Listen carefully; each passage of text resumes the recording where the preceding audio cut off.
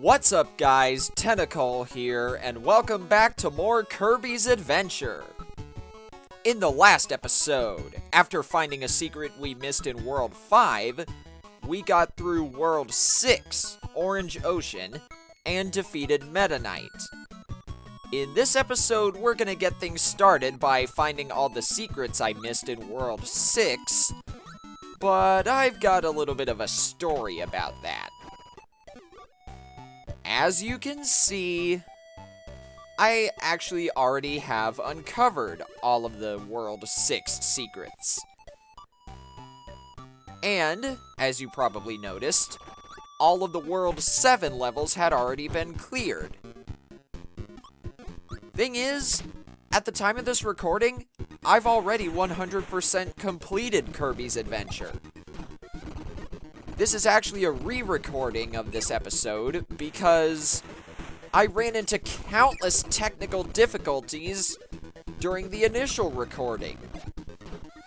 My capture card kept running out of space, I couldn't edit or export the video properly. Basically, a lot of things went wrong in a short amount of time. Just a heads up, the next video after this one will be the finale, and by that I mean the next episode in this Let's Play.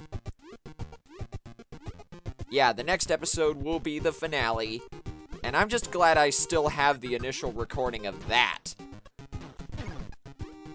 Aw, come on. Whoops, I did not mean to do that.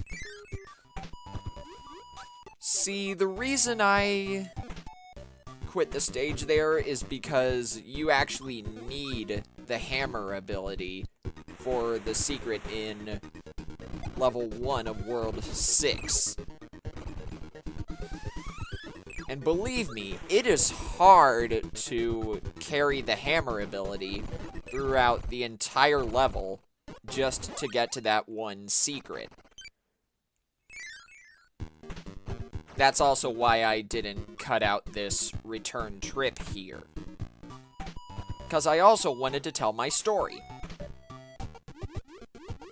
But anyway, here's hoping that my capture card decides to work this time. Because it apparently did not want to last time, that's for sure.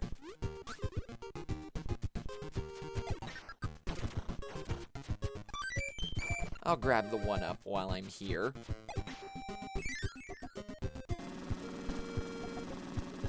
I do remember that the secret in this level is in this area.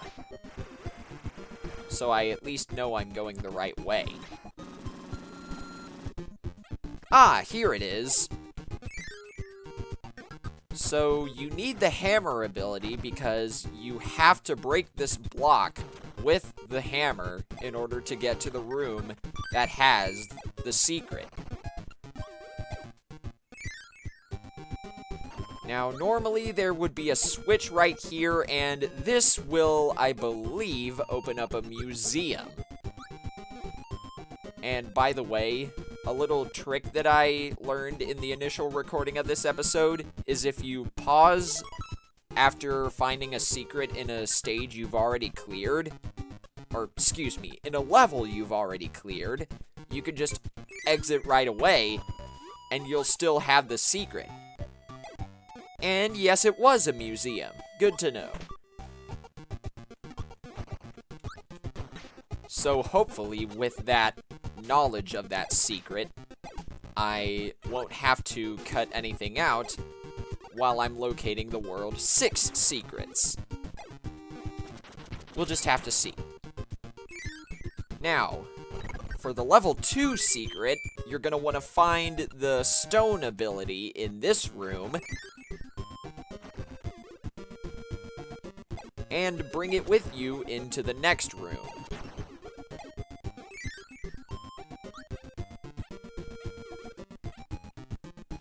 Gotta destroy that bomber. Very good. I remember I had a lot of issues with trying to get the stone ability through this room as well.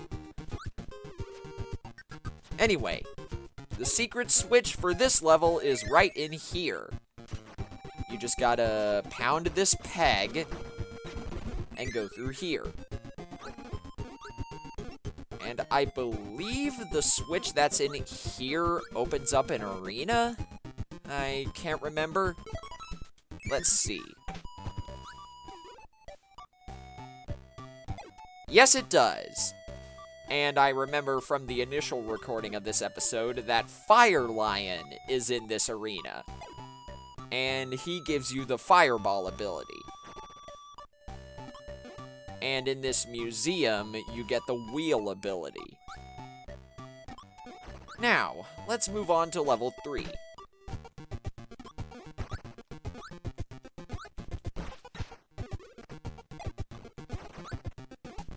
Now, this secret in this level is extremely convoluted. It must have taken me 20 minutes to find it.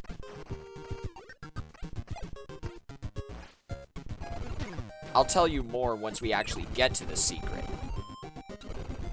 Also, how dare you jump over my projectiles, Bonkers?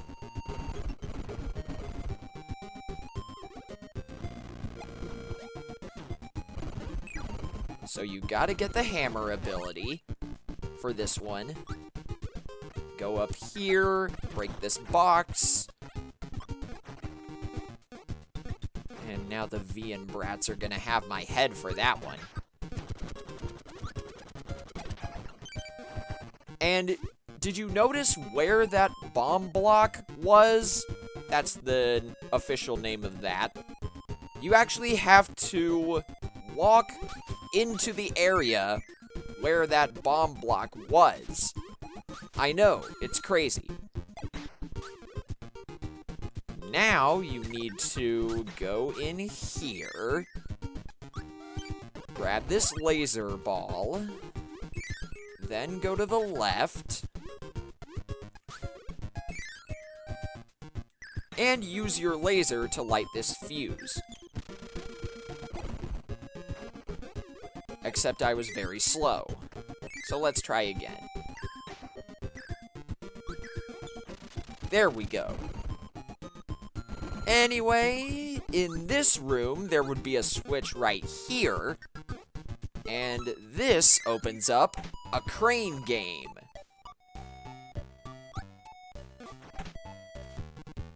And now it's time for level 4.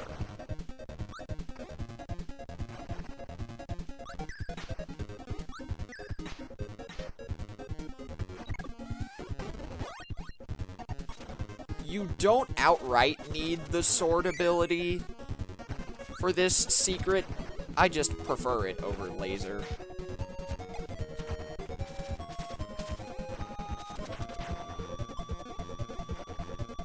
Now, remember how I said in the last episode that this maze area reminded me of Kirby Superstar and that they probably put a secret in here? Well, it turns out they actually did, and I never found it. I don't know how I missed that, but the secret area is right through here. And the switch would normally be underwater here.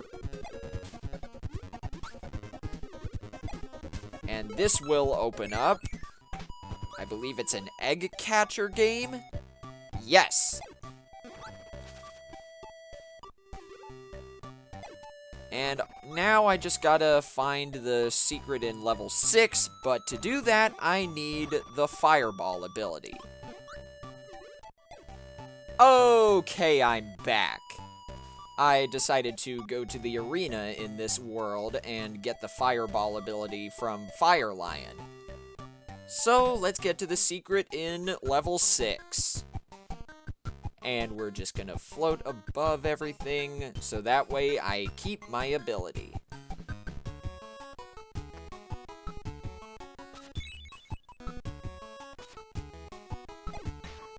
Now, remember how I said that the ice blocks down here were impenetrable in the last episode?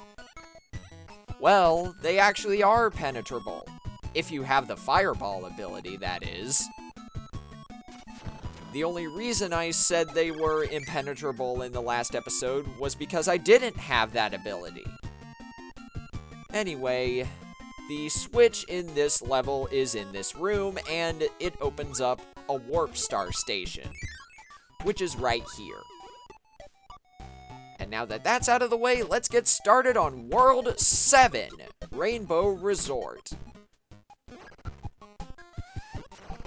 And right away, this first level is awesome because you get to use the geometry of it to your advantage with the laser ability. That is, if I could actually aim it properly.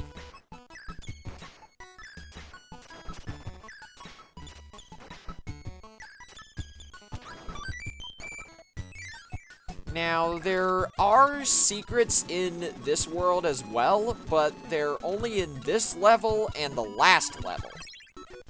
I know, pretty lax for a final world, don't you think?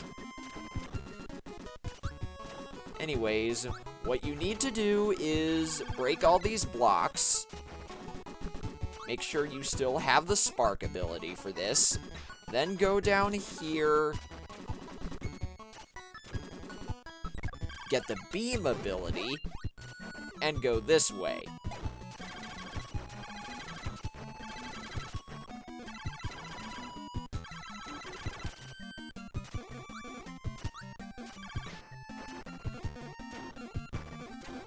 And you actually need to make sure the bottom blocks over there stay there, because otherwise you won't have a path to this secret. But what I've done here is acceptable. So now you need to get the fireball ability again, because that's the only way you'll be able to break through these ice blocks. And the switch in this level is normally in front of this door. And it opens up a crane game, which I will show after I clear this level. Oh, dagnabbit.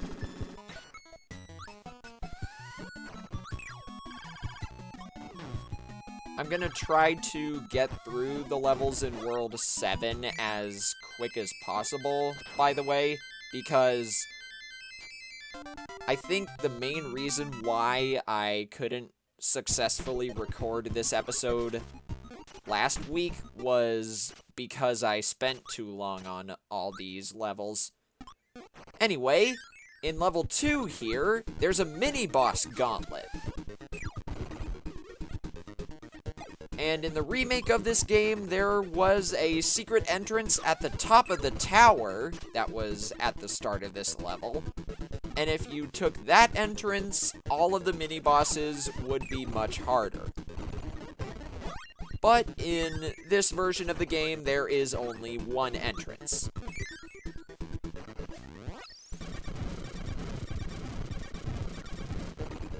This mini-boss gauntlet is actually really easy if you know what you're doing.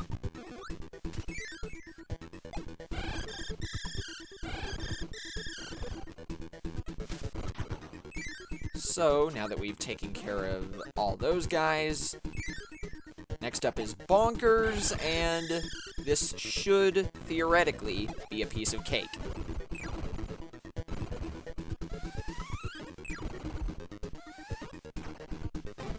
Alright, now we got the hammer ability, and who's next? Rolling Turtle. Yeah. This is the part of this level that I struggled with the most. Rolling Turtle is my least favorite mini-boss in this game. Excuse me, I jumped!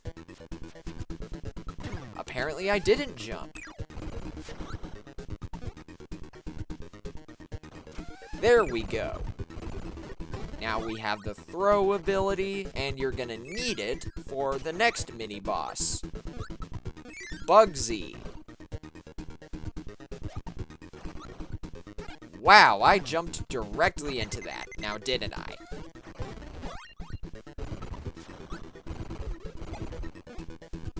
Gotta make sure I stay far away from him as much as possible.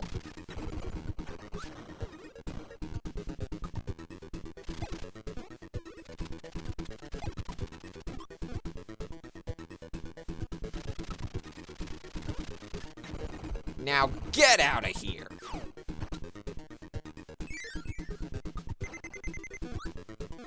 Alright, and last but not least, we have Fire Lion.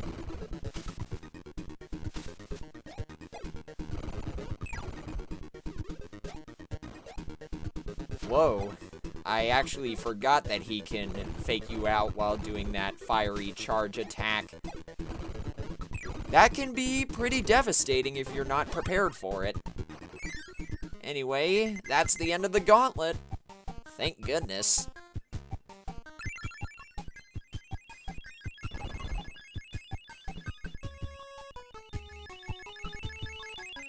And, luckily for us, we get a Maxim tomato at the end of all that. How very kind of the developers to put that there.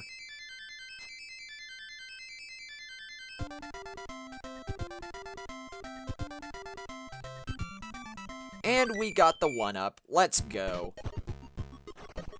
Now it's time for level 3.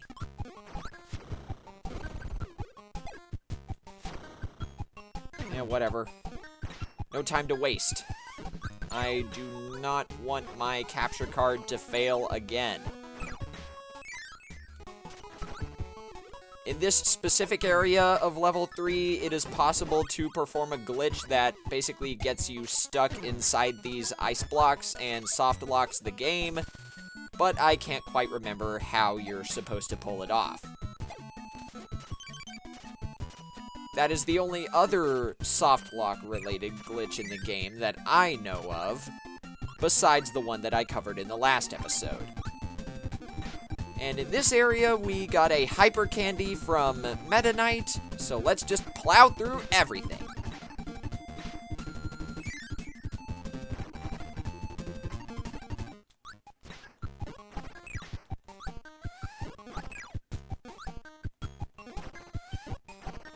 And there's the goal. Nice.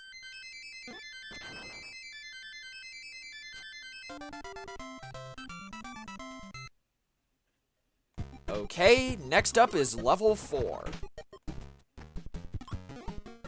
And the gimmick of this level is that there's a bunch of enemy gauntlets, which we will be getting to very soon.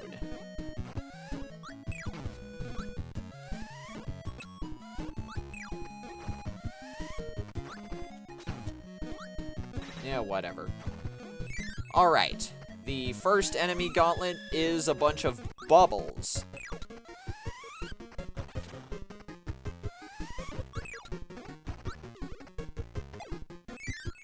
And now we've got bounders to deal with.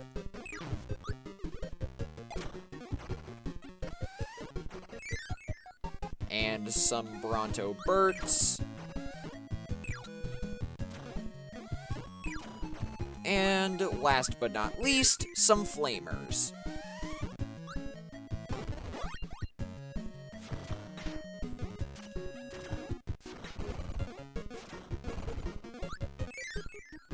Okay.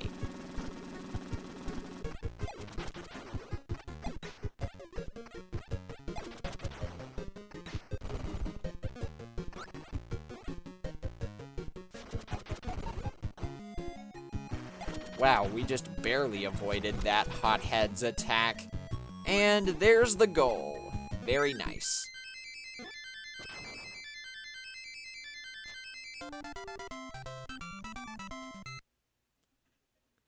Alright, time for level 5. And I personally consider this to be the hardest level of World 7. You'll see why momentarily. And no, it's not because I have to fight Grand Wheelie again. This guy can actually be pretty easy if you know what you're doing. And apparently, I don't.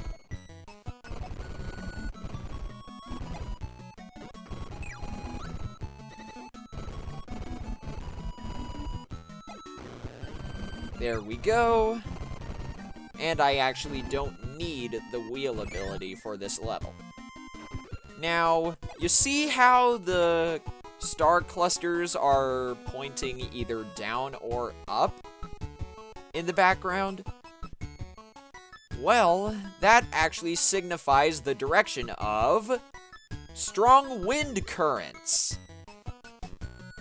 I'm guessing the NES couldn't find a way to showcase that the wind was blowing in a certain direction beneath these bottomless pits, or I guess above would be the right word.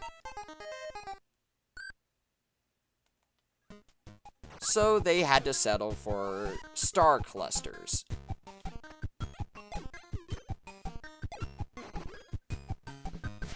Ha! You missed me!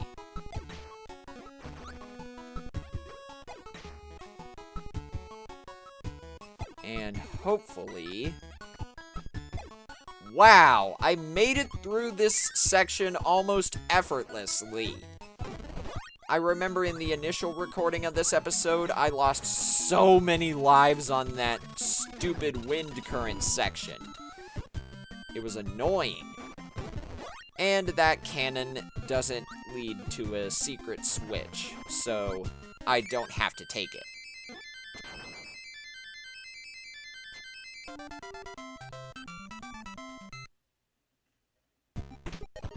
And now that that's out of the way, all that's left is level 6. There I go again, messing up the terminology.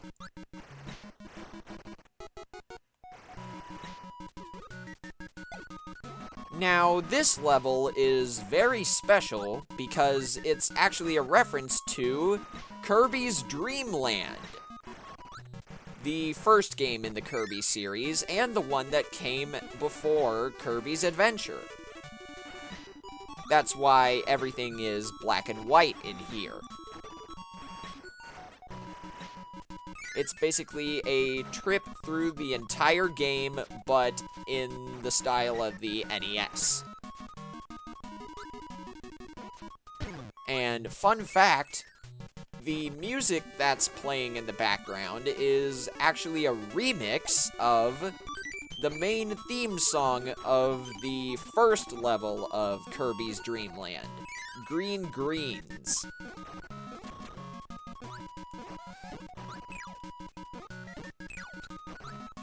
So that's very cool.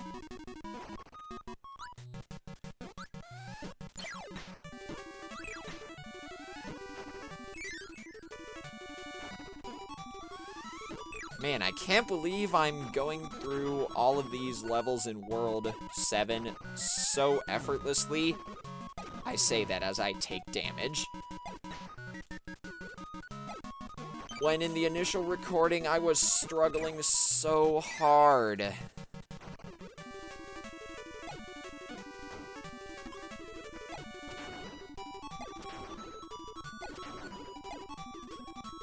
Man, I hate Scarfies. That's why I'm taking my time to destroy them. Okay, now the secret for this level is in this area. And the way they hid it is pretty ingenious, if I say so myself.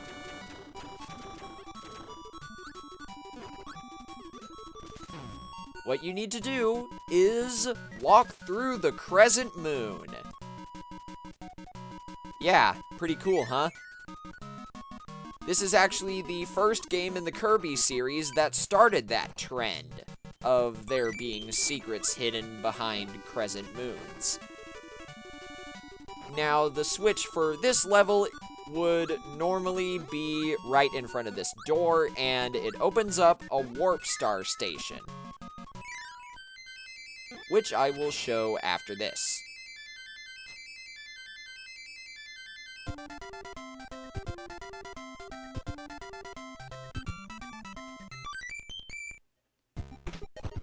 See? there's the Warp Star Station. Anyway, before we go to the boss fight for this world, I'm really sorry that it seemed like this episode was a lot faster compared to the others. I really didn't want to have any more technical difficulties with this episode. I had already been through a lot of them in the initial recording. Anyway, it's boss time! And would you look at that, it's King DDD! We've been hearing about this guy since the very beginning of the game. This boss fight is actually not hard at all, despite King DDD's intimidating presence.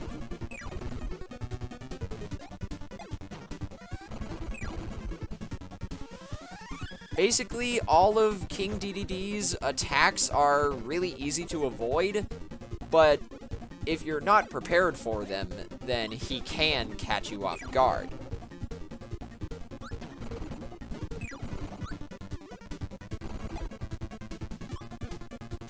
Oh, by the way, here's a fun fact about this boss fight.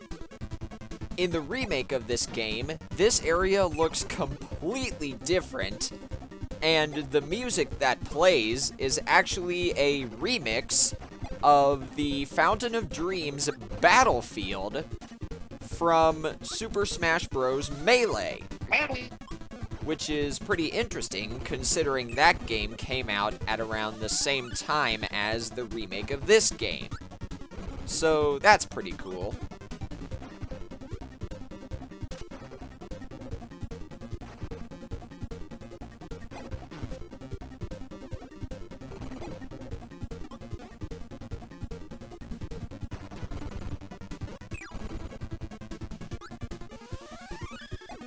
Aw, come on!